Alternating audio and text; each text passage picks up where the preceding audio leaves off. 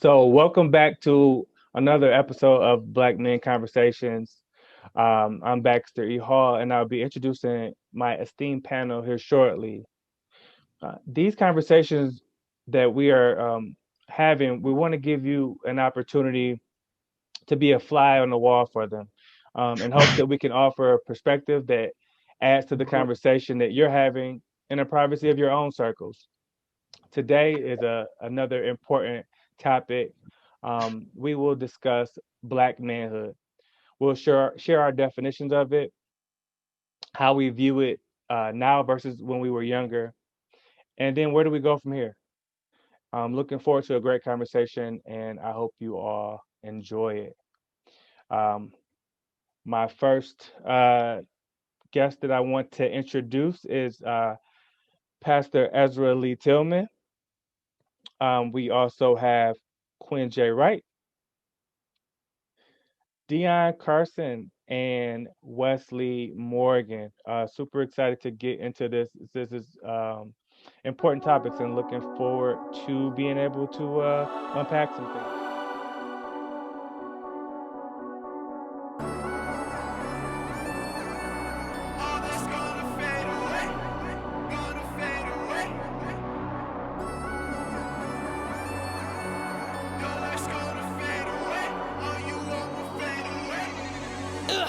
What drives an insecure dude?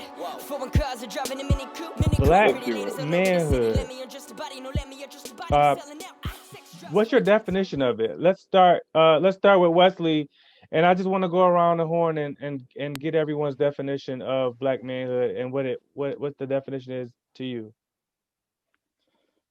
Um, Appreciate the opportunity to be talking with my brothers. What is black manhood? Um, I like to answer your question with a question. Is there a difference between black manhood and manhood in itself? So that's something for us. Maybe we can dialogue about in a few minutes. But manhood, what is manhood? Most of us, we don't really have a definition of manhood. To be honest, it's really us finding or discovering ourselves based upon the men that are in our lives, right?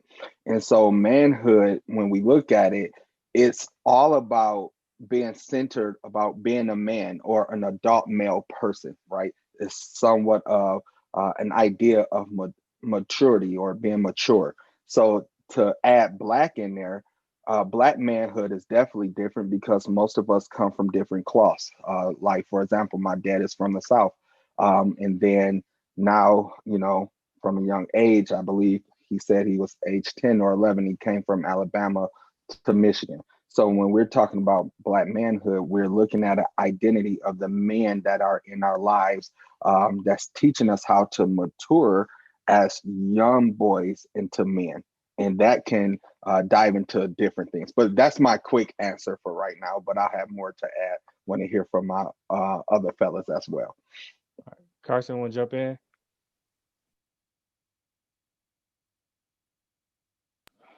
Um, to be honest with you, due to our unique position in history and where we are, I think that definition is being continually molded because the way we've been taught and what we've seen, it's been two options. Either you mimic the version of uh,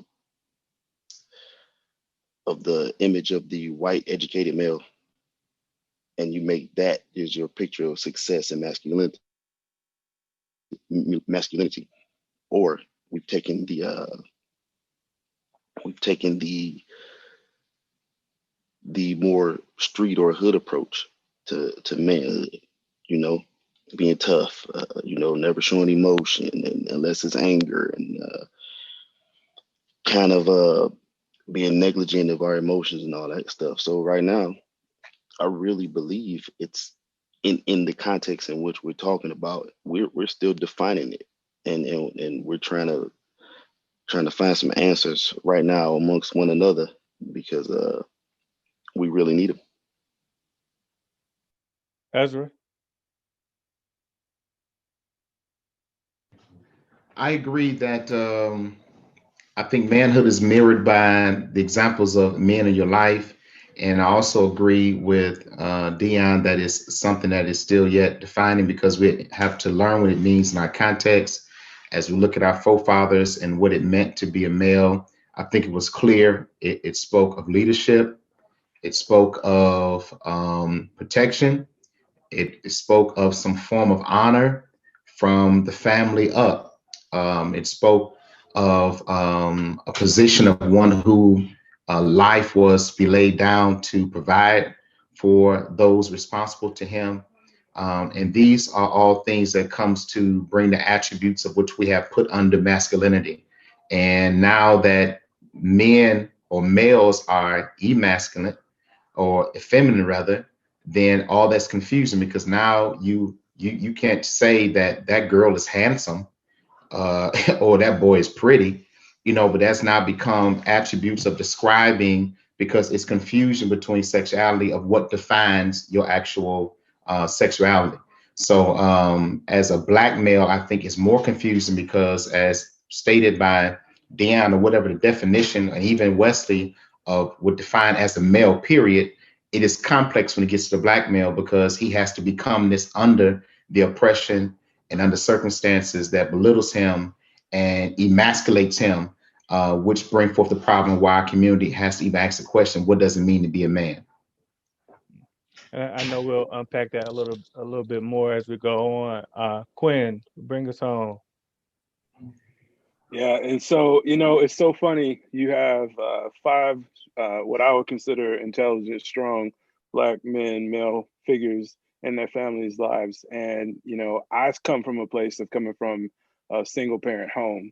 I have a good relationship with my father. I've had a relationship with my father my entire life, but yet I grew up in a home, a single parent home, where my mother was everything. She was the protector. She was strength. She was all of the things I needed on a daily basis. And so, as I listened to you, I was kind of hoping I didn't get to go first because I was like, how do you define it? But, I agree completely with what you guys are saying about the definition for me in particular has changed because I grew up with this idea of what I thought it meant to be a man and how you are cavalier and how you don't feel pain and how you don't want to be a punk, so to speak. And it it makes you just fear what you don't even know how you feel about. You're like, am I being manly enough? So I say all that to say I think what it means is to to be confident in yourself and to recognize that you are um, the things you embody. So if you see yourself as strong, you are strong. If you choose to learn and to grow, you can. And the struggle for myself with defining it is because your definition and your relationship is what you saw. So, not growing up with the father in the home, I did depend on uncles. I did depend on, my dad, but again, I didn't see him every day. So, you're put in a situation to try and define it. And, honestly, I will admit it has changed for me, but I do think being a man and being a black man in particular, I'll start with being a man. I think being a man is being responsible, taking ownership, having courage and acknowledging your fear, but pushing through it anyways. Add the layer of being a black man to that, it's acknowledging that you are treated differently and you are recognized first as being black, and particularly in America. And that does has an impact on your life. And so if I had to define being a black and what is black manhood, it is manhood, dealing with manhood in addition to dealing with what comes with being a minority and being black in this country. Come on and talk, Quinn. Uh, Dion talked about the sort of the two models that we've had. Um, I want to set this up because I want to push back on all of you guys and get your interpretations. Not push back, but has any of you been told? We're told. Everyone mentioned what they recognize, what they've noticed, what they've learned through experience. Has your father or a male in your life told you guys at any point in your life what it was to be a man, or was it something that you just sort of more so observed? we got the same pitch, protect and provide, right? Beyond that, you know, it wasn't really detailed and wasn't really intricate. The reason being is because of the overall connecting of manhood to economic status and things of that nature. I was reading something and it said that historically, black men have been collectively emasculated because number one, slavery caused a situation where many black men could not protect themselves or their families. That's protection, right? That that led into a matriarchal system within black communities, and which was also accompanied by absenteeism, right? So we came to the matriarchal system, which made our black women have to be stronger, which made it sometimes you had the overpowering version of that, which sons grew up under, right? Then you add to that economic oppression, which doesn't allow you to properly provide all the time. Then you get that frustration and that thing in the back of your mind of, are you a man? If they say protect and provide, right? Well, historically, you haven't been able to protect completely, and you have been able to provide. So, have you ever fully matured into a man? If that's what they broke it down to, protection and provision. So we did get a definition, but we understand whether it's innately or we understand directly that a lot of times those two things that you gave me as definitions were withheld from the community at large. Wes. My story is a tad bit different because I came and all we all grew up together. You all know I'm surrounded around men. Literally in my family, first cousins. It's more men in my family than it is females, if you were to ask me. But was it told to me this is what men do? Yes and no. You know, my father showed me a lot of things. He told me a lot of things, but did he honestly say this is what men do? On some occasions he did, and then on some occasions he didn't. But one thing that was present, he always showed me how to be a man, and he gave us opportunities to learn what it means to be a man. And then, of course, I have my uncles who are like fathers to me as well, and they were very vocal in regards to how we carry ourselves, especially carrying our last name. And some of you got some of that same treatment from them. So for me, my story is different because yes, I was told this is what we should be doing. Because one thing that, and Dion already said it, one thing that was communicated to me from a young age was men take care of their families. So you work, you pay those bills, you raise your children, and you be responsible in the community. And not only was that told to me, that was shown to me as well. Your experience was with like such a male dominated uh family. It's not necessarily the inverse of what Quinn was talking about, but it was, very different, right? With Quinn, with your mom being the one, like you said, that had to be the provider and the protector. Um, speak speak to that if you could, Quinn, and then talk about when you started to kind of develop your own opinions about things as you got older and you start to look around and you spent more time maybe with your uncles or your dad, like even though he wasn't in the home, and kind of how your mind started to evolve as you grew. Yeah, I mean, it's funny. Growing up together, we all grew up together, so we all from the same hood. We know each other's family, so I do, I grew up with the Morgans, and all of our families grew up together. Ezra and I, we talk about our parents being in the same projects together, and so, it was all that masculinity, those male voices were always there. But when it's a lot, I'm telling you, it's a lot different when it's not in the home, and you guys can all attest to that as fathers in your home. It's just a 180, I would say, because you get the masculinity. I got the masculinity from my father, but you get a lot more of that. I want to, the toxic masculinity. Like, my job is simply to provide for you. My job is to bring home that check. And I was the kid who I did have nicer things. So it was funny because looking back, people always thought I had like nice stuff, but it was just a little bit nicer. We still were all in the same community together. It was all the same. But what I didn't have was I didn't have anybody there who was kind of giving me that daily coaching, that kind of daily reinforcement. And so, my identity of what a man was from, watching my uncles, watching my father. I was lucky in the way that for a long time I was a baby of the family, so I got a lot of attention from everyone, kind of looking out for me and nurturing me. But my definition of being a man for a while was what I would consider that old school motto of, yo, I just got to provide. And that's what it is. But, honestly, my ideas didn't change until, honestly, I started to smell myself a little bit, as they say, as I got a little hair on my chest. And, and even further, because then I started to question, like, yo, where are you? What are you doing? When you're a kid, we were taught, and particularly I was taught, shut up and do what you're told, and just don't ask questions. But I've always been an inquisitive kid, and I could never do that. And it, for better or worse. But it's evolved over time to recognize that my generation, that I was taught how to be fathers, were taught how to be fathers from their generation who grew up in the industrial era, and it was just a lot of transgenerational trauma passed on and passed on. And so I'm still flushing it out, to be honest with you. I think now I feel very confident in what I think it means to be a man, and particularly a Black man.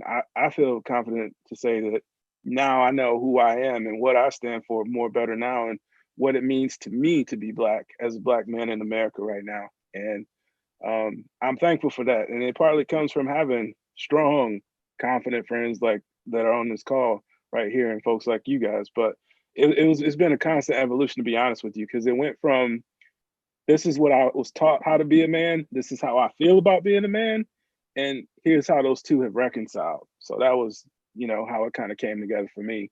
But just connecting those dots and saying, okay, that's how they're being a man, but this is how I want to be a man. And not necessarily blaming them, because I think sometimes when you see eye to eye, as we get older and we stand the same height as our fathers and our elders, we kind of like, I can see what you see, but the reality is you never did. So, as they always say, live a little bit longer. Yeah, the transgenerational trauma, I want to come back to that. Personally, I'll say that, my father was physically there, not as vocal and not as present per se. So I saw a lot of things from afar, right? And as I've gotten older, I realized that I developed a lot of bad habits, thinking that this is just what you do, right? Not knowing any better. And so sometimes there's a difference. You have the parents that say, don't do as I do as I say, and then some may not. My dad wasn't audacious enough to really try to correct anything because he knew that he wasn't doing those things. So he just kind of let me do, similar things, right? Which, like I said, I'm, kicking myself and, and still, struggling with some of that stuff to this day. But Ezra, go ahead and talk about that piece. I know how close you and your pops are. Like, was it ever communicated to you as far as like, hey, son, this is what it looks like. This is what you have to look forward to, like as you grow into manhood. Looking back, man, I marvel at my upbringing because, as we know, he was called the general, and he kind of carried that type of presence about himself. And I never forget, um, um, Aunt made a comment when we got older. When he's like, "Man, your dad don't walk around the house; he walked through his house," And so, as you talk about from a Black man's perspective of defining manhood, we all know that's the missing link of from generation to generation is the actual hands-on teaching, nurturing, caring, in which we have generally got from our mothers. And so as time went on, I noticed that I was a case study. So I noticed that it's a lot of things he allowed us to do. Two words come to mind that I push in my home with 5 boys is responsibility and accountability. So he would give assignments to me and my brother, and he let us do them. And as time went on, whatever, I seen that it appeared that my plate became heavier than my brother's. And so then I had resentment and a problem with him, but we just had two different ways of how we did things and how we went about doing business. And I noticed that he actually let us grow into ourselves and finding ourselves. And then, as what Quinn said, you're reaching a point where you're developing and seeing yourself of who you are. So I think as I got into college, when I started to go through transition of dealing with relationships, dealing with challenges through sports, dealing with figuring out what you're going to do with your career, those conversations was when it was starting to be a point of him speaking into my life and stating what it is. And I think that's what allowed me to kind of grasp early on what I wanted in life. And I didn't use a lot of time wasted in my 20s because then I was hearing directly of how to form those thoughts and how I carry it out. So as it was stated, it was a study. You seen manhood. You seen how your father groomed. You seen how he dressed. You seen how he cared. You see how he took care of the home. You see how he took the trash out. You saw how he kept the grass, and that became something that was just innately picked up. And when you had a not lot of uncles and other men in your neighborhood, you picked up pieces as you went. And I think all of us are seemingly struggling to some degree because we have, you said, learned the good things and the bad things because we have learned on the job. Yeah. Quinn mentioned toxic masculinity. Dion mentioned it. It's something that they talk about often now, and it's not ever in the best light, right? And it's never like, oh man, that poor man is toxic, or he's expressing this toxic masculinity. It's always like he's a bad guy, or he's demonstrating some negative behavior. But what both Dion and Quinn said, if I'm not mistaken, was these are things that we learned. As we just said, these are things that we picked up on unknowingly and developed these habits. I mean, I mentioned it. You didn't, you don't even realize it's a bad habit till somebody call you out on it, because all you're doing is modeling behavior from what you saw, right? So I want to go back to Quinn and talk about that you talked about this man's man thing, and like that toxic masculinity. Like, what does that mean to you? Toxic masculinity to me is just that traditional paradigm of what we thought manhood was that we measure ourselves by. If I had to summarize it quickly, it is the honestly to me it is the root of a lot of the problem that a lot of men suffer with in our parents' generation, where that led them to like the alcoholism and led them to all the affairs and all the things they were having. Because to Dion's point, they were trying to meet measures that it was impossible for them to meet, and then it caused all these side effect residuals. And we, as a result of seeing that, saw that too. So it becomes toxic because you continually measuring yourself to a moving target and saying, I'm never good enough. And it eats you alive internally, and it starts to reflect externally. Maybe with you is just, you're an adult, or maybe with you is just alcohol, or maybe with you is just, unfortunately for some people, it was drugs. And, it's just, the paradigm becomes the cancer because you can never live up to it, and you feel um, ashamed as a person that you're never who you're supposed to be, and that shame drives you in a lot of negative ways rather than you say I am good enough as I am. And so it's that toxic masculinity to me is just really that old school paradigm that if we look back in history, we'll see it wasn't really there to begin with, and it was just always this target that people think that they can reach. And so that's my definition. I will always say I speak for myself, but that's how I feel it Yeah, it toxic sounds like masculinity is. overcompensation, right? Because of what these men were lacking. Dion, can you talk about the the the fathers not being in the home, the increase of welfare and how they almost required and mandated that there will be no man in the house in order to receive, assistance. Talk about that and talk about this paradigm that Quinn talked about. I mean, think about how maybe you want to physically be there, you want to support, but you can't provide as much as maybe the government is providing. So now, when they come to the house and check, you can't be there. You can't have any resemblance that you even reside there. Like, what does that do to the psyche of a man? D, can you talk about that paradigm and when that started and how it's still affecting us today? Well, we I think sometimes we don't bring our starting points far enough back. Quite often we talk about that era, and we usually referring to the crack era, right? Economics and all that stuff.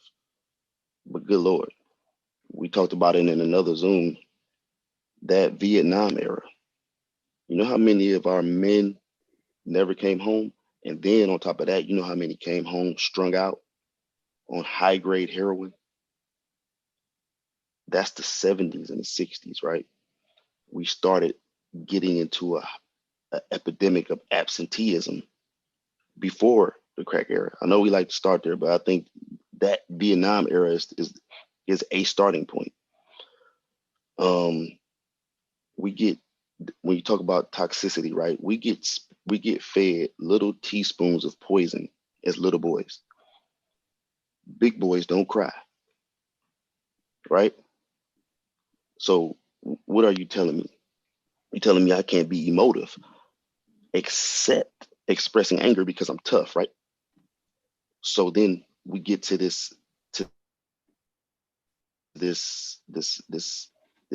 age where we can't express our emotion. And Preston Perry wrote something about being at his uncle's funeral, and I just want to read it real quick.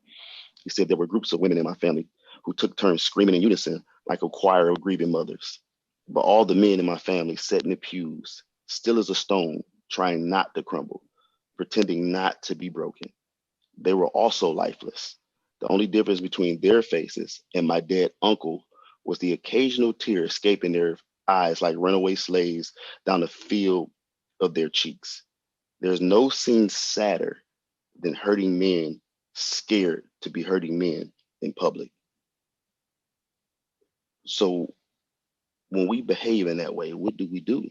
This is something I struggle with because I fail sometimes in expressing my emotion, or I pin it up and it comes out as anger, right? I didn't get guided through how to navigate through my emotions. And you talked about absenteeism or the silent father, right? Because a, a, a, a two-parent home is no better if the father is all messed up in the head, right? So we don't get guided and walk through. This is okay. You can be emotive. You can release these things. Your manhood is not only tied to your paycheck. Your manhood is not tied at all to how many women you conquer. That's not part of the equation. It's more to it than that. But we don't. We didn't. We had a force of nature come through for almost 4 decades, if you count the end of the 60s, 70s, 80s, and early 90s, that when you add mass incarceration with the heroin and the crack epidemic, you had a large number of absenteeism in our community, which forced Black women to take on a burden that they were never designed to have to carry. And then we ended up with our missing links and missing pieces that we have that we struggle with to this day. Ezra, go ahead and jump in there. I know you got a couple of things to add to that. Well, I think that when we start talking about how we arrived this place that we're at, I think as we mentioned how it started, we have to celebrate the big mamas. We got to celebrate the aunties and others who understood what their man was going through. Y'all recall the movie Fences? I think was one of the realest movies for a black man to watch himself, to know what generational things are passed on to you and how you end up in that place. We're not talking about slavery. We're talking about a man every day who getting up, grinding, trying his best to provide because he's taking responsibility for what it is like that, which is detached because he's depleted when he comes home. He don't have these things to give. And so his woman was there all the time. And so she sacrificed not being loved, romance, and everything else like that. And then something was broken. And then he brings his child home, and she's like, I'll take that on the chin, but me and you are done. And I think that's what happened in our community. I think that black women, particularly, has taken on the narrative of what has systematically been put in place to destroy and break our families. This wasn't by choice prior to 60s. You always had infidelity and you had things going on, but the numbers tremendously grew after Vietnam and the whole breakout of feminism and pro-black and everything else, whatever. In the midst of all that, families were being broken. It wasn't just the Vietnam people came back. It became the street life. It became how I'm going to hustle, how I'm going to provide, how I'm going to make these things happen. But the main thing for me that I learned is that our black women have taken on this narrative of not only the poison we are fed as male, but the poison you've been fed as a female of who your man is. Because while you're being called the welfare queen, we're being called men that abandon our families. But if I'm in the house, I can't get a job, my children don't eat. I got a choice to make, right? There's all these structural things put in place and consequence that if this happened, that no things or opportunities will come to my family. We've been put on this hierarchy. I've always said is white man, white woman, black man. And there was a time that black women understood the structures that were put in place to keep the family from being what it is. Just recently, I'll tell you a personal story that happened to my parents. I have double kin members. So if it was my mother's side or my father's side, I'd be kin to the same people. So they both came from the South. They both came here, and many of them was in the plants.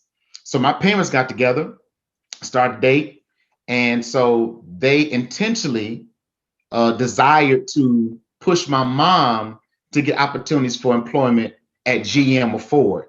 But my father's father, uncles, cousins, all were in plants, but they wouldn't give him the opportunity.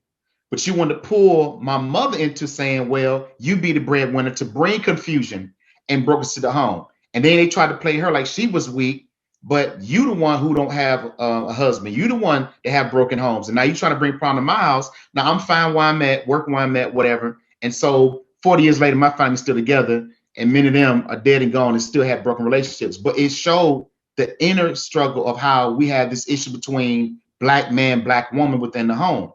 And this the picture we had when people buy into that my struggle is more difficult than yours. And this perpetuates into where we are today, that now we're cuffing our boys for the same struggle they fathers had that you condemn them for, but now you are condoning in your own home. I'll leave it alone because I know we're going somewhere else, but I just want to make sure we identify how this happened. We were able to survive when we had black women that continue, even in them being hurt. Now, by no means abused, disrespected, and all that. They still understood the system and the things that were put in place to break that man, and they still believed in man, even if theirs was failing. So the boys that father was broken, they still made sure that boy understood what he should be when he grew up. Hey, I want to piggyback on that because this is a direct thing that goes directly into that. I got a thing. I was on Google Scholar. That's one of the places I like to poke around at, and I found this thing that said black men were never allowed to fully ascend to adopt a model of manhood based off the white male patriarchy, and subsequently subjugated black women. Thus, for black men, Black women became not only strong black women, but we also label them as over sexualized temptresses or hoes or sluts. Then the phenomenon becomes an act of surrogate oppression, where the black men displace their masculine frustration and pent up rage on black women. I think that goes directly into that late 80s, early 90s thing, where it changed from to where we are. Where we right now, it's like a civil war almost between black men and black You got to women. go further than that. It's a lot of vitriol, hurt, and anger going back and forth. It's a lot of that, man. And we are look like sometimes we on two different sides. They had a hashtag recently, hashtag blame black men, because they thought that the president was going to win, and they thought it was going to be our fault. This is what I'm saying. But even going back further, I'm glad you said that because we keep going through these waves of defining manhood for black men. So let's go back to cotton fields. Just in our American experience, we didn't go to slave, just cotton fields. So you work all week long. You got 5, 10 kids at home. You get paid $3. Hey, you come home, you like, hell, hey, you take the money, do needs to be done. I'm getting this pint of corn liquor. I'm going to the juke joint. I'll be back on Sunday night. Why? Because the next day I got to come back to work a whole week to feel like a failure again because of the structure put in place. So what does that do to the woman? Now she has to be everything because daddy probably got the family somewhere else, or the kids somewhere else like that, whatever. And now she has to become all these things, as Quinn made clear, of giving strength and to put courage and to put, discipline and to put, some form of respect into that child all on her own, which becomes the vow in the future. I don't need no man. I can do it by myself. And right, and so maybe it's initially done out of necessity, but then the woman feels like she has to instill that in her daughters just to try to properly prepare them for what may be what she feels like the inevitable, right? That's right. That's right. So even if it's not an intentional thing, it's another. We talked about overcompensation from the male standpoint. Now we're talking about maybe overcompensation from the woman's standpoint, trying to protect theirs and trying to be that everything for them because they are trying to prepare them for what their future may hold. Let me say this, man, because I think Fam, let me get whether this in real the quick so I don't forget. And I think this may open up a whole new conversation. But the key to a black man's success is a woman. All those things in which he's missing and cannot get and have not received is in her, which makes it more difficult for who she is. Because if she says, I can't give that to you and I don't trust you and I won't allow you to have this part of my life, that still leaves the void in which we have because everything else has been taken from us.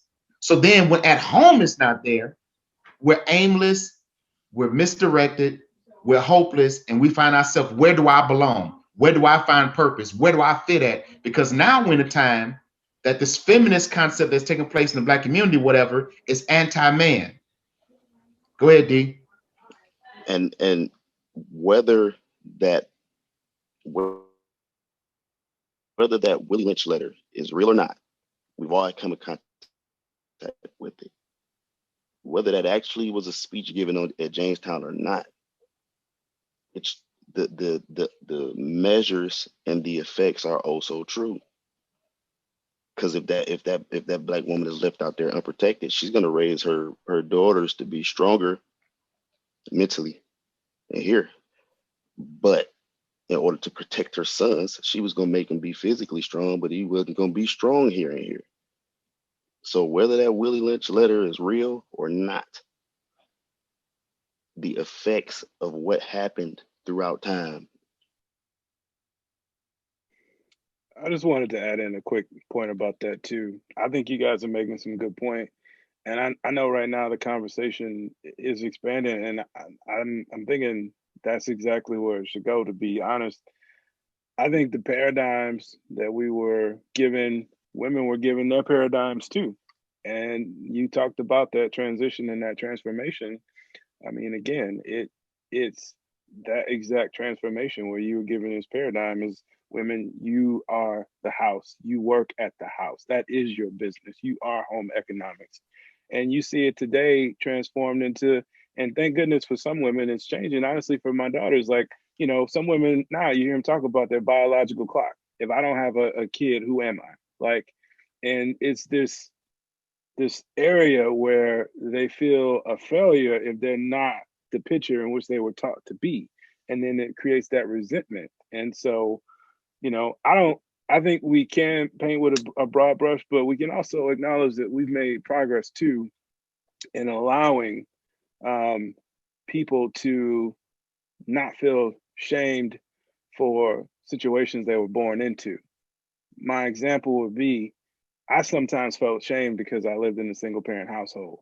Why did I feel ashamed? Because like I would see my friends going with their father and I'm like, oh, okay, I'm just over here. Like there's a shame to that.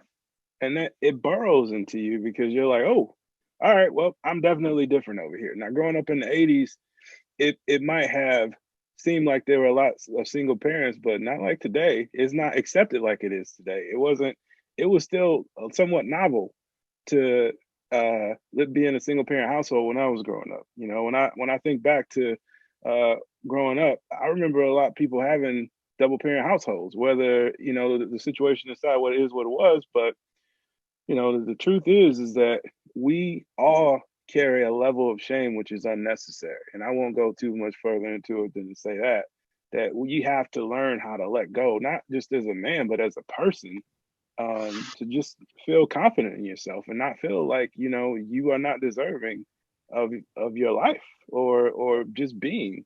So, and I know that's a broad can I just spoke of, but I think it's No, important it ain't. because You own it. You know, you own it. It ain't a broad breast. That is the black context of black manhood. It's all defined in that. You dead on. What mhm. Wes, will you can you jump in as a therapist on the panel? Talk about um you know, clinically, like what these conversations mean to you, and then just in general, you know, any other feedback that you want to provide. Y'all some deep brothers. No, but you know, seriously though, man, where do I start? So we heard Dion, we heard Ezra talking about really, and I'll kind of like summarize to where I'm trying to go here, lay a foundation quickly here. But it's like due to the oppression that Black men have to go through, Black women have to step up and fill those roles. And then we have different people, we have these societal norms that we are used to, and we have these ideals or ideologies that we have to fit in a certain category by a certain age. We have to be driving a certain car. We got to have a certain type of woman. And most of all of those things are all false narratives. How do false narratives affect our thinking? Well, it develops a pattern of behavior that we go chase something that's not realistic. And so in our mind, we begin to experience that anxiety, which causes our thoughts to be ruminating. I define anxiety as ruminating thoughts without a destination. Okay. So if I'm sitting at home chasing something mentally that really does not exist, I bring on a level of guilt. I bring on a level of shame that we all are talking about. And it changed the course of how I think. So then how I think does not match what I see. And then for some of us, it does matches what we see based upon the neighborhood in our environment that we grow up in. Okay. So case in point, ask a young Black boy what does he want to be when he grow up. When we were young, we wanted to be Michael Jordan. We all was playing in the NFL. We all was playing in the NBA. Well, we all know that's a false narrative. You got to be a scholarly athlete and really have some resources and all of that stuff to make that happen. So we're sitting here chasing something. We're at the park every single day trying to become a Michael Jordan. And we doing layups when we're Wes, I was all imitating. city. I was all city. Yeah, in you were all band. I was city in all your city in mind, band. right? No, in band. I Right. was all city in band. Oh, okay. In band, right? But these are I never false knew that. narratives. But we build a narrative in our head that is not realistic. And then when we do not reach that narrative and we realize that it's a false narrative, now we take on shame. Now, can I hit something very quickly? We take on shame. What does shame look like on a black man? It looks like isolation because I can't face you as a man. I can't step up and say, here I am. I failed my family. I failed. So instead of me accepting my failure, I run.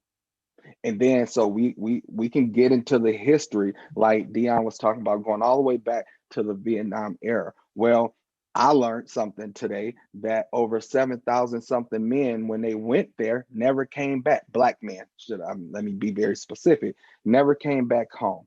So now we have a void that we're trying to fill, that black women are left trying to fill. And then these young men are growing up, and these it's narratives, it's patterns that we're continually trying to learn from, but they're false. Because who said we had to work at the factory? But we also have to remember that was the only thing we were accepted into being, to be a man, to bring home the bacon, as they say. So we were taught a lot of false narratives that really doesn't end anywhere. And because we fail, we go missing. We go missing mentally, emotionally, physically. We can't. The reason, Dion, why we may have a hard time expressing our emotions, because we men showed their emotions in different ways. The main way they showed their emotions was isolation. And if it wasn't a physical isolation, it was a mental isolation, which will go back to the place of, I'm going to get my drink, I'm going to get my high. We were chasing, and I'm done. We were actually chasing validation. What validated me as a man might have been liquor, and it might have been that woman who said, y'all, you can come over here. I know you got a wife, but come on over here. Well, we felt like that was manhood because we felt appreciated. That's that's a lot I'm trying to tie in at once, but I can take that deeper. But I know Wow. time is of the essence, but I just wanted to lay a quick foundation on that. Listen, that right there is solid gold because it's so true. I will tell you, as someone who has spent time, so I have a therapist and I've had a therapist, and Wesley speaks to a lot of that. And a lot of what we had, the work I've done with the therapist I had is dealing with that, the journey that seeking that validation takes you down. And you'd be amazed how far people go for that validation. And I share my story about having a therapist, honestly, because not enough Black people respect their mental health and take the time to address it in a way which really allows them to address some core issues that drives the very behavior that they want to change. And so I want to just take this time to acknowledge it and to also just validate everything he's saying, and like saying I felt that before. I felt chasing that high, getting a drink, or hollering at somebody or doing something like that. That's real. Can I go back into something? B, I'm sorry. I know I want to give it back to you. Were we taught wrong then as men? I will say no, we were not taught wrong, but we were not given enough information. Men need roadmaps. We need some type of direction, GPS, to say this is what we're doing. If not, we grow up winging stuff. We come up with stuff, crazy ideas. So our soul pretty much it longs for direction. It longs for that affirmation to say, hey, young man, you're doing a great thing. I never forget one day my dad decided, I believe I was 12 or 13. I never forget this. It was a Monday night, my Monday in the afternoon. My dad was out fixing the car or something. And he was like, you want to learn how to change a tire? I was like, sure. And he showed me how to change a tire. Tuesday, the next night, we on our way home from Bible study, 7 Mile in Greenfield, and it was storming, like it was a heavy rainstorm, whatever, thunderstorming outside. And my mom, we was driving the van, and the van had a flat tire. And I told my mom, give me a quarter. I'm about to go call dad so dad can come to where we at. And, we ain't have cell phones back then. Come change the tire. My mom said, no. She said, what did your dad show you yesterday? Because he talked to me last night. And I was playing stupid. Huh? What you mean what he showed me? He didn't show me nothing. No, he showed you how to change a tire. And she said, get out there and change the tire. Now, mind you, my biggest concern wasn't the fact that I didn't know how. My biggest concern was it's raining. It's thunderstorm. If I touch something, I'm gonna get struck by lightning. And I remember I changed the tire and we got home and my dad was waiting at the door. He was so concerned because he's like, what took y'all so long? Why y'all just now get home from church? Blah, blah, blah, this. And my mom, he's like, boy, what happened to you? I was soaking wet. And my mom spoke behind me and said, I had a flat tire. My dad got mad and said, why didn't you call me? She was like, why did I need to call you when he know how to do it? And my dad said, you changed the tire? I said, yeah. And so he ran outside, checked the car, and I can tell you, watch this. I'm about to get emotional even talking about it. My dad picked me up, was like, my boy, you did that. He's like, that thing on solid too. He's like, you did that. And what was I happy about? I wasn't happy that I did it right. I was happy about the approval of my dad. Yeah. So Yes. we seek validation. That's what we're missing as men. We don't have men in schools. We don't have men that are really leading young men and validating them to say, no, man, it's actually okay for you to get all A's and go to class and, do well and expose our young men to different stuff. My bad, B. Go ahead and No, take it. no, no. That's great. That's great. It really leads into how I want to wrap up. Um, Ezra started the conversation about responsibility and how his dad gave him and his brother, sort of certain different amounts of responsibility. Um, Ezra, I want to start with you. We've all acknowledged sort of struggles that we've had, but what are some of the things that you are doing that may be different than you experienced when you were growing up in your household or your family's household, and what things are you carrying on from a tradition standpoint as you are a black man now raising a family. I kiss my boys Mm. from when they came out the womb. I kiss them. You know what I mean? And I ain't on no other stuff, kissing them out and like that, whatever. But I make sure I make contact with them personally, whatever, and then embracing them and making sure that I erase the historical breaking of those patterns of the depression, the Vietnam and crack academic like that. Men not only gave affirmation to them, but they didn't give them the comfort or the nurturing that daddy got you, right? So I weigh heavy on my wife to be the communicator as pertains to talking stuff out, because at the end of the day, I don't care what you think. I'm like an old school people like that, do what I say, right? But on the other end, I realized I can't be so top heavy that daddy's authoritative one, that he don't care about me, or he has said the words, I love you. I learned this lesson with my grandfather, who was between that era, from, cotton field to Jim Crow, and seeing the eras and learning from it.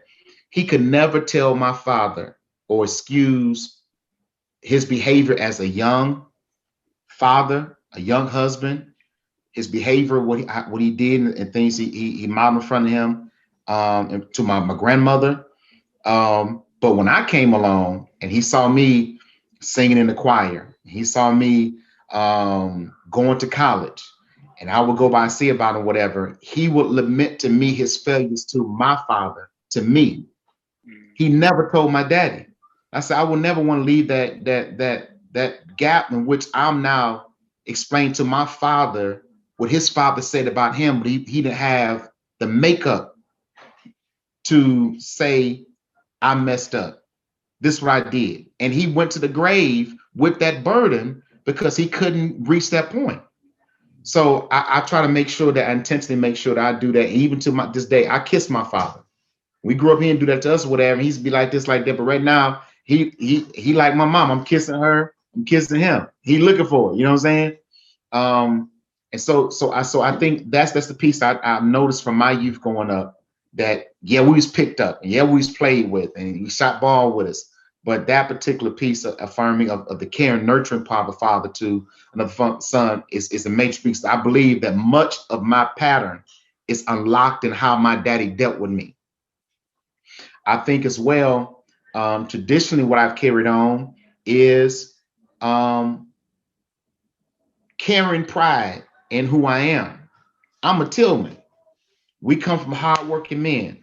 We come from entrepreneurship. We come from, if we had to work the railroad or work the cotton field, whatever, we used to have a garden on the side of the house. And on the weekend, we go into the city and we gonna sell these potatoes and squash and everything else and still make that money. We're gonna pay cash for our brand new truck and everything else like that. And I try to make sure I keep that same piece of learning to own something, and I look at what my uncles and all them did. They came here, they got good jobs, and this is what they did in the weekend: booze, blues, and women. But they died lonely and not owning nothing but the truck they drove, or the car they drove, or the clothes that was on their back. They rented. You had everything, and you squandered away with lifestyle trying to seek and get affirmation from somewhere else. So that's something I try to take from my father, that he owned, he bought, and he passed it on to us. Validation, man.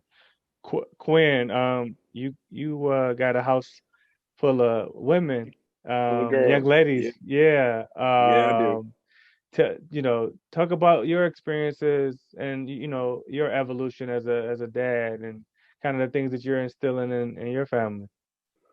Yeah, so I was just looking at all you guys, and I'm the only one with all girls. And so, the thing that I instill in my daughters is strength, confidence, courage, forgiveness.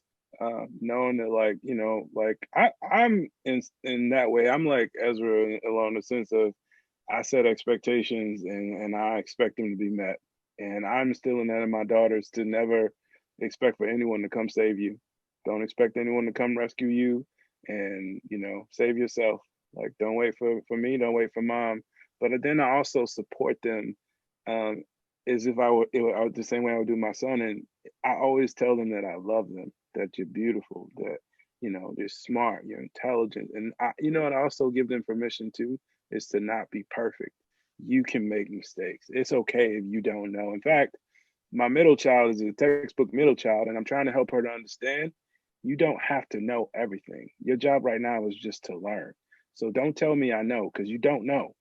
And so, my wife gets on me for that, but it's true. Like, your job right now is to learn. And so my what I try to be as a man for them is I try and show them strength and courage, and also try to show them vulnerability from the perspective of not knowing and figuring it out and doing stuff wrong.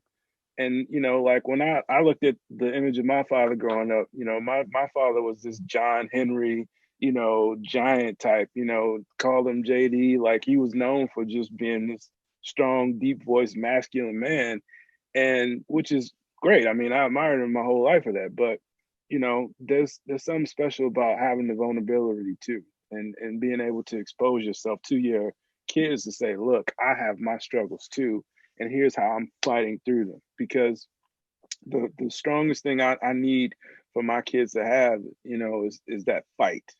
You must fight, and you must be able to deal with yourself in a way that allows you to acknowledge your weaknesses and not lash out on other people for things you're dealing with internally. So that really is important to me, for them to accept their weaknesses and make them strengths, or to make them stronger. Don't just try to, mask it. Like, if you have a struggle, let's struggle through it. Let's figure it out. But what we're not going to do is we're not going to pretend like it doesn't exist. So just be confident, and, know. The other thing I will say that I do for my daughters is I make sure that they know and see men like you guys, and they know other men and have other examples of men. Because just like we talked about Wesley growing up and all the men he had, it's very important for all of our children to see good men and know that good men exist. And it's not just their dad. And their dad isn't the only good man in the world. So that's about it for me. Yeah. Well, I'll say, I I didn't see a lot of clean cut men in my growing up. The occasional trip to church with Ezra. You would see some of the men in the choir or whatever. Um, the deacons.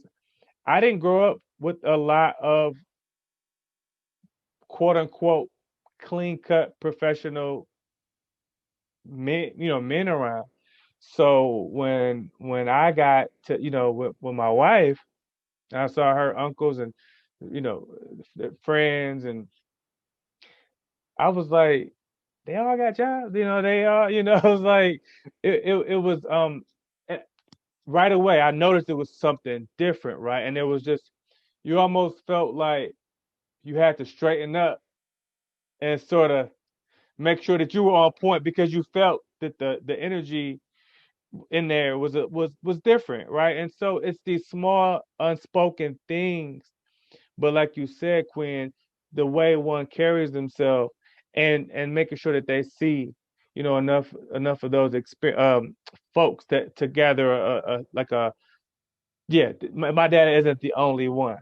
Um, Dion, you've shared with me, how you've communicated with your son about crying, right? I want you to share how you communicate, if it's okay, how you feel about him crying or not crying or whatever, and then just talk about your role as you raise, you know, your children, your son and daughter. I never told my son that big boys don't cry. I told him that your tears are valuable and they're worth something. So there should be a legitimate reason for you to cry. And mostly that's going to be emotional, like you hurting your pinky. You can keep those tears, but it's you can cry. It's okay. You can be a man and you can cry. Because to be honest with you, I haven't learned how to do that yet. You know, um, and I'm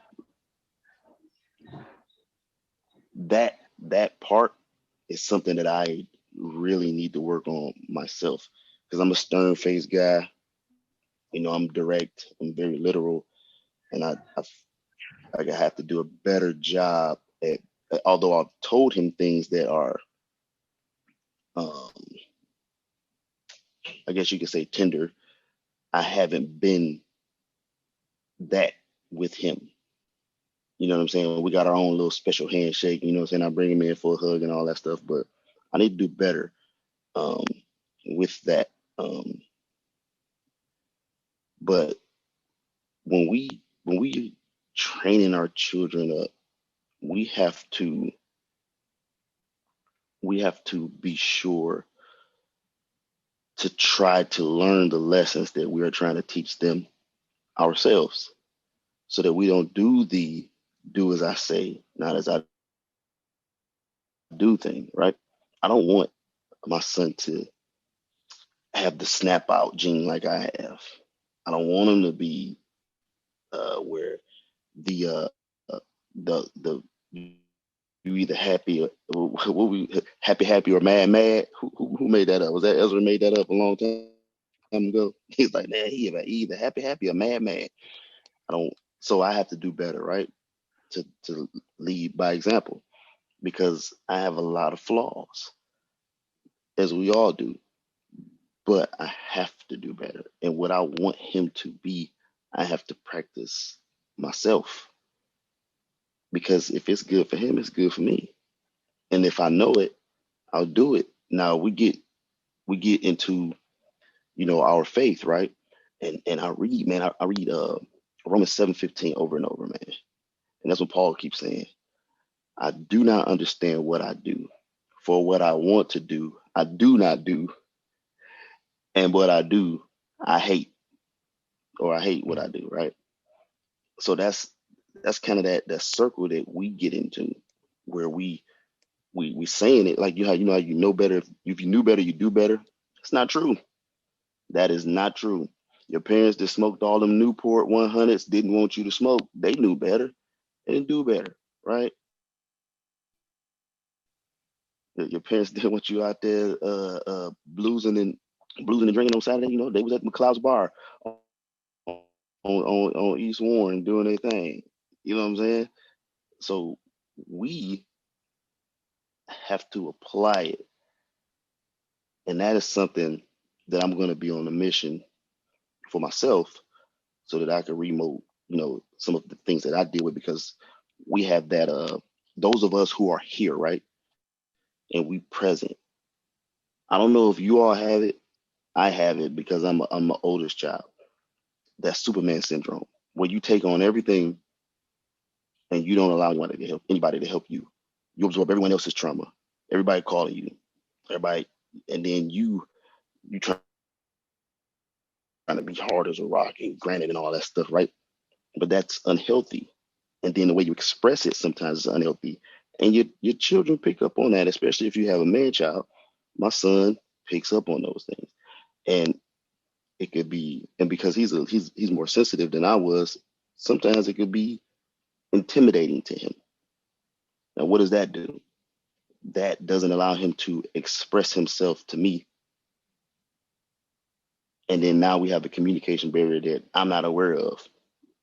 You see what I'm saying? So yeah, it's a this manhood thing is a tricky thing, especially if you are not in constant communication with OGs or leadership, or you got elders, or you got a senior pastor, or somebody that's here that has been there that can look and that you look to for answers all the time.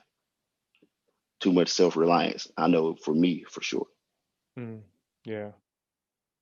Wes, as you sort of maneuver through, I remember having a conversation with Ezra years ago now when we were first getting engaged and everything. And there was like a literal weight that you could feel, not out of fear, but just for whatever reason, we understood the responsibility of what we were getting ourselves into, and we wanted to do it right.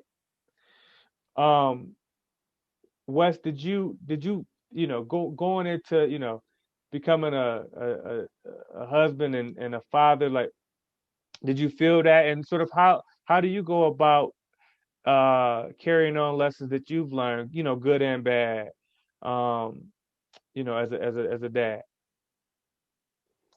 Man, I credit everything to my dad, 100% to my dad and my mom as well. But definitely, my dad. I say this to him. I put it in writing. I pinned it to him.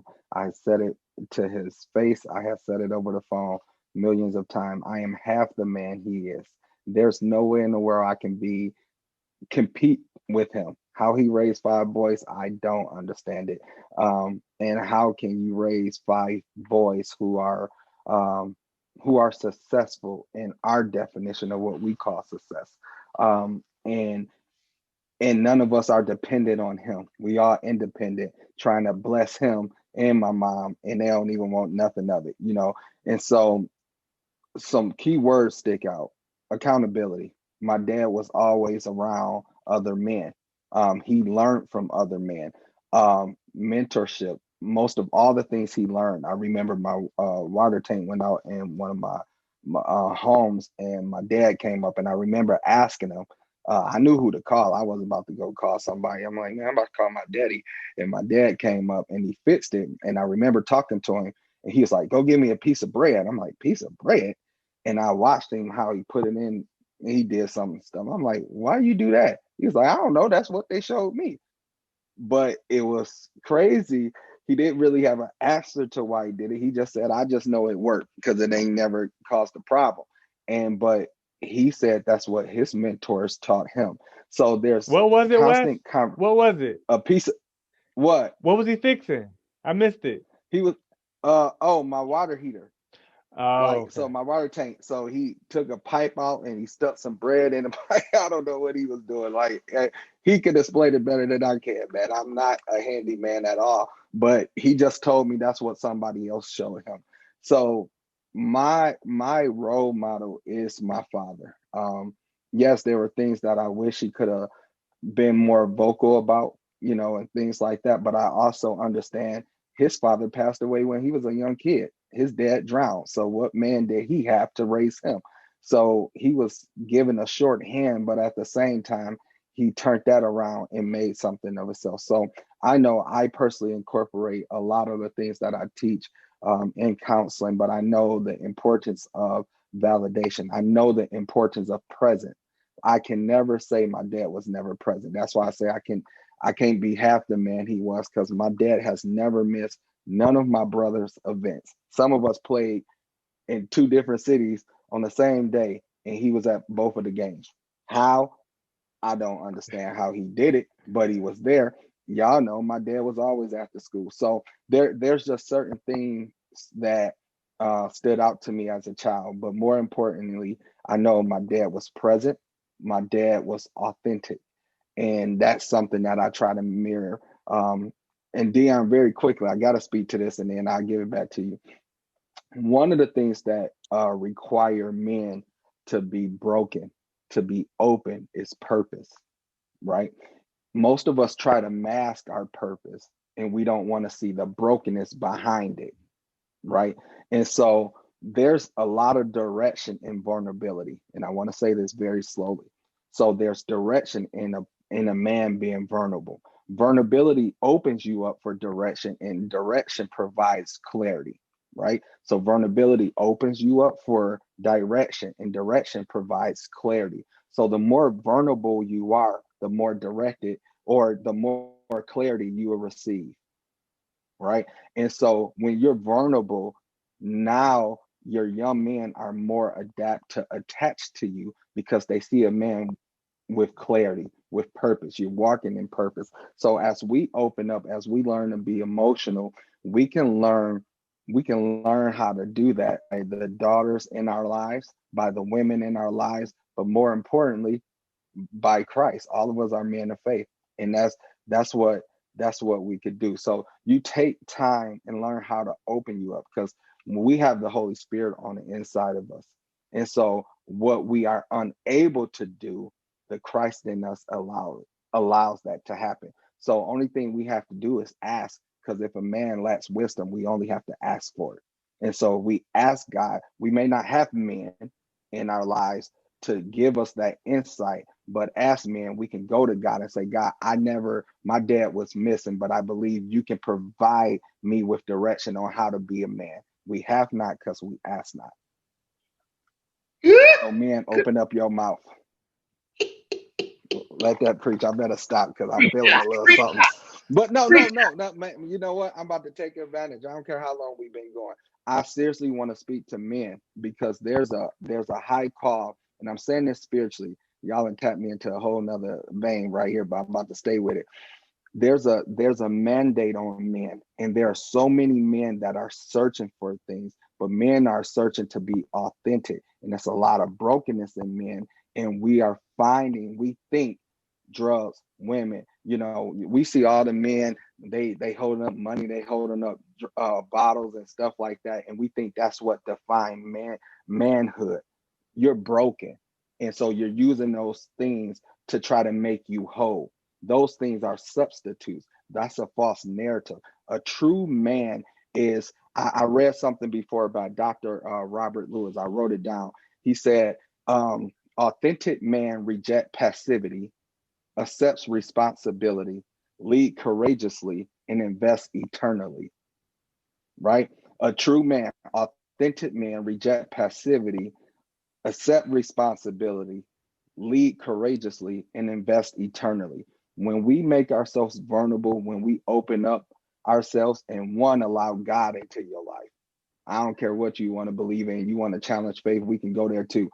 Allow God in your life and allow him to give you that authority, give you that direction. You can't mess up. You become what God has called you to do. And when a man give his life to God, you are now woke. Now you can see. Now you don't have to go chase a false narrative because your true purpose is defined in Christ. So if you want to know about that, hit any of us up and we'll be ready to go there We can go Romans 10, 9, and 10 right now. So whatever it takes, man, because seriously, don't get lost in chasing false realities, but get lost in really chasing who God has called you to be. I'm done. No, thanks, Wes. And yeah, no, I mean that was incredibly appropriate. So thanks for spending a little extra time. Uh, before I want to leave with the W.E.B. Du Bois quote, but just to kind of share a little bit about my experiences as a father. Um, had never been more inspired from than when my daughter came, wanting to be all these things that I didn't even have a desire that I didn't even know that I wanted to be.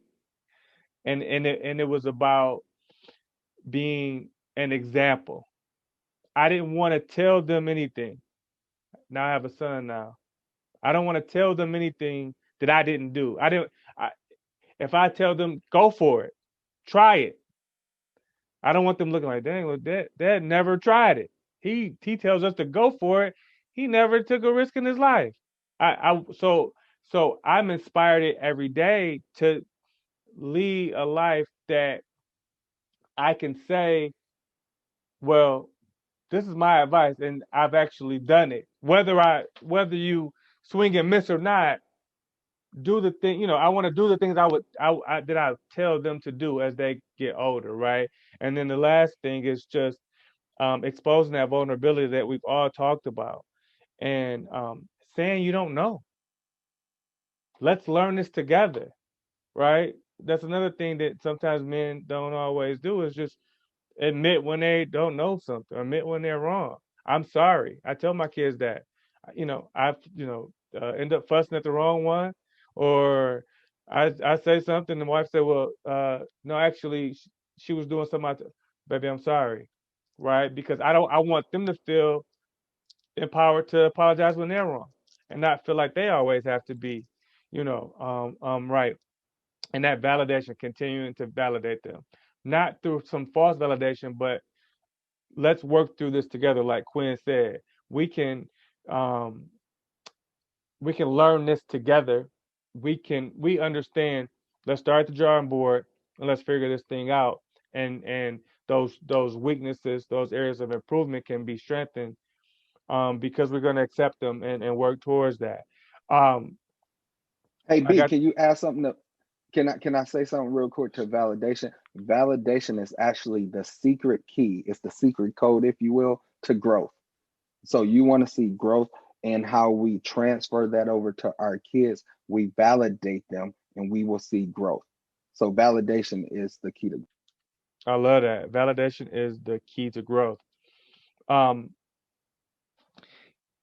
it is a peculiar sensation, this double edge, or excuse me, this double consciousness, this sense of always looking at oneself through the eyes of others, of measuring one's soul by the tape of a world that looks on in amused contempt and pity.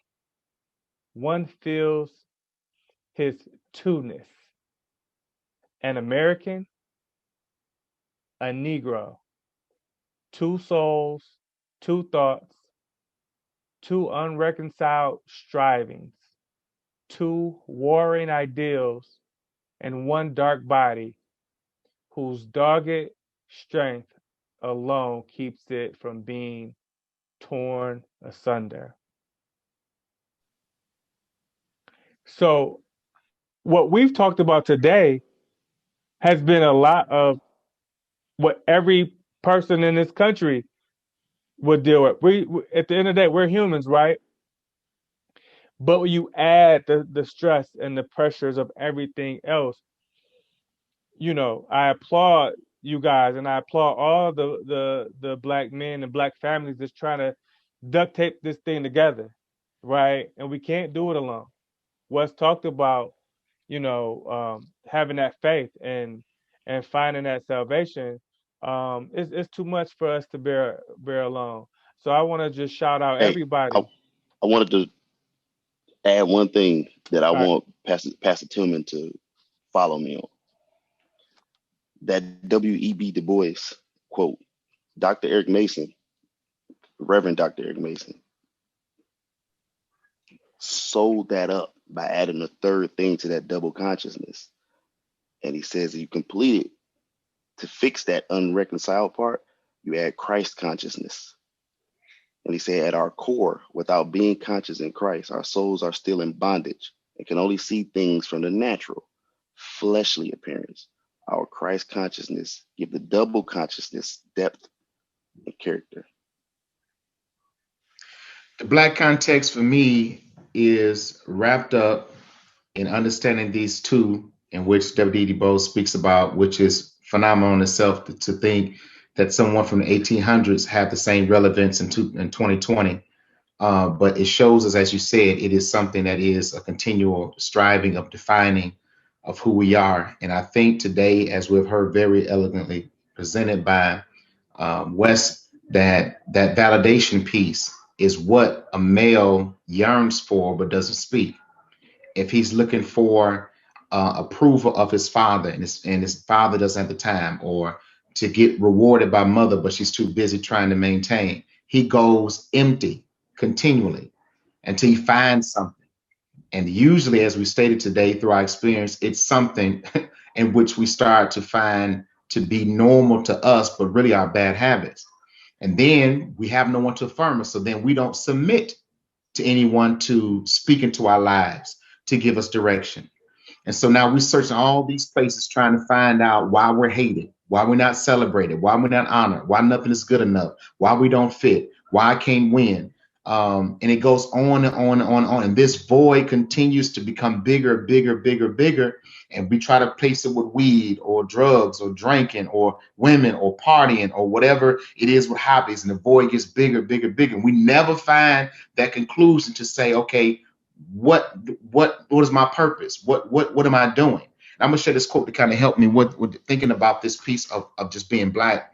The statement says, a black man is not born, a black man is who he becomes. So in us trying to find ourselves, how can we really get to that place when we've been stripped from everything and everything we're seeking, we're being ignored? As it's been stated today, that until a person is aware of their soul's condition, when they look inwardly into who they are and believing in them being something and desiring something greater, we continue to be in the same place. We continue to be void. And it's when you're vulnerable and when you come to conclusion, I cannot win these battles. I cannot carry this weight. It's impossible for me to do it. And then understand that I can do all things through Christ, in the context of understanding that I can do greater than what I am. I can become who I should be. I can define and find and be settled in what my purpose is in Christ. Then it's a whole nother enlightenment of understanding that. But we're still seeking after stuff.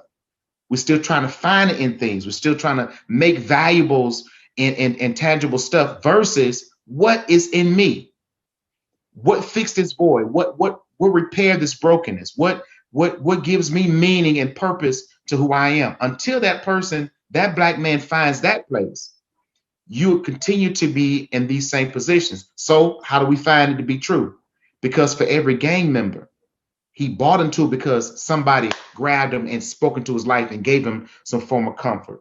Every Muslim in which they went to prison and came back out. Why? Because someone seen him as a person, seen him as a man, gave reverence and respect to him. And then so now he bought into being accepted, not because it was truth, not because it wasn't foundational, not because that Christ isn't real, but because I was touched, I was embraced, I found purpose in it. So for us, it's always the message: come back to God. Black man, come back to God. We have not reached this place in 2020 from the shores of Africa to here without a God on our side. That's right. That's right. Thank you, man. This was incredible, man. Y'all, just so much to add. Everybody really just knocked it out the park. I just want to say thanks again. We definitely need to have at least another conversation around some of these same topics because it's so much to unpack. So Until next time, I just want to say thank y'all for viewing, uh, and we'll be back real soon to continue this conversation.